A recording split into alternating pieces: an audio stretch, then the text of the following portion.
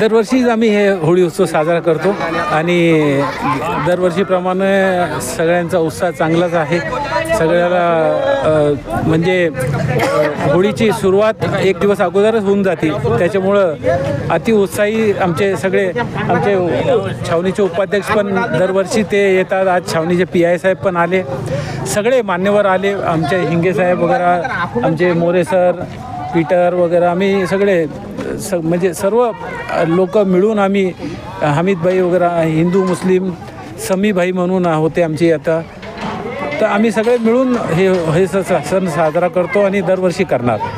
सर्वप्रथम होळीच्या सगळ्यांना छावणी वासियांना माझ्यातर्फे व माझ्या परिवारातर्फे खूप खूप शुभेच्छा. दरवर्षीप्रमाणे तोफखाना इथं किशोरभाऊ हे होळीचं सण साजरा करतात. त्यानिमित्तानं इथं सगळे धर्मीय, सगळे जातवीत सगळं विसरून सगळे एकत्र येतात आणि हा होळीचा सण साजरा करतात.